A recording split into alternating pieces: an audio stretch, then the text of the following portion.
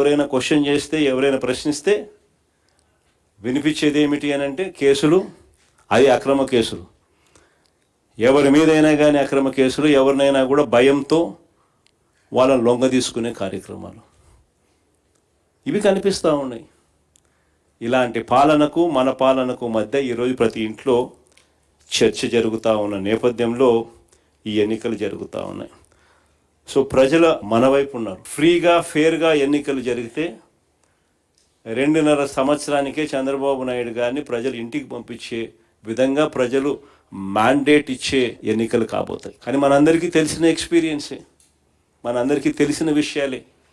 చంద్రబాబు నాయుడు ఫ్రీగా ఫేర్గా ఎన్నికలు జరగనివ్వడు అని చెప్పి, ఇవన్నీ మనందరికీ తెలిసిన విషయాలే. మొన్ననే మనం చూసినాం, ఉప ఎన్నికలు జరిగినప్పుడు ఎంపీటీసీ, ఎంపీపీలు ఎన్నికలు కానీ, మున్సిపాలిటీలు కానీ, జెడ్పీ చైర్మన్లు కానీ మన కళ్ళ ఎదుటే మనం అంతా చూసాం. మేయర్లు కానీ బలవంతంగా ఏ మాదిరిగా అధికార దుర్వినియోగం చేసి చంద్రబాబు నాయుడు గారు ఏ రకంగా దౌర్జన్యం చేసి, ప్రలోభాలు పెట్టి దౌర్జన్యం చేసి ఏ రకంగా ఎన్నికలు రిగ్ చేసే కార్యక్రమం చేస్తాడో మనం అంతా కూడా చూసాం. ఇలాంటి పరిస్థితుల్లో ఎన్నికలు జరుగుతూ ఉన్నాయి. నేను అందుకనే ఇక్కడ ఎన్నికల విషయంలో జాగ్రత్తలు తీసుకోవాల్సిన అవసరం చాలా ఉంది.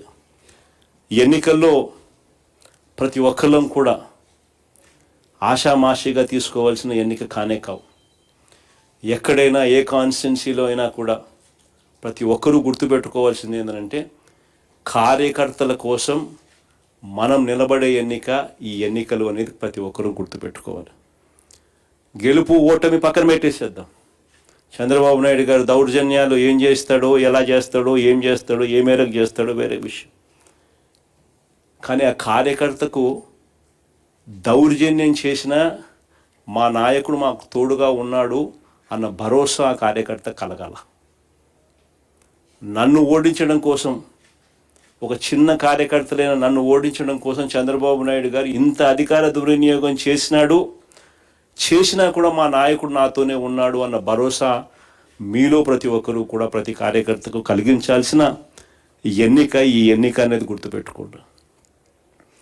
అలా భావన వచ్చినప్పుడే రేపొద్దున మీ ఎన్నికల్లో ఆ కార్యకర్త మీకోసం రెట్టించిన ఉత్సాహంతో మీకోసం పనిచేస్తాడు అనేది ప్రతి ఒక్కరూ గుర్తుపెట్టుకోవాల్సిన అంశం. ఇక్కడ ఈ విషయంలోనే చెప్తా ఉన్నా, చంద్రబాబు నాయుడు గారు డైరెక్ట్ ఎలక్షన్స్ కూడా పెట్టడానికి కూడా అనౌన్స్మెంట్స్ చేస్తూ ఉన్నాడు. ఒక రకంగా ఇది మనకు మంచిది, నిజంగా డైరెక్ట్ ఎలక్షన్ జరగడం అన్నది కూడా. ఎందుకంటే కనీసం ఒక బలమైన అభ్యర్థి ఆ డైరెక్ట్ ఎలక్షన్స్లో పోటీలో గట్టిగా నిలబడితే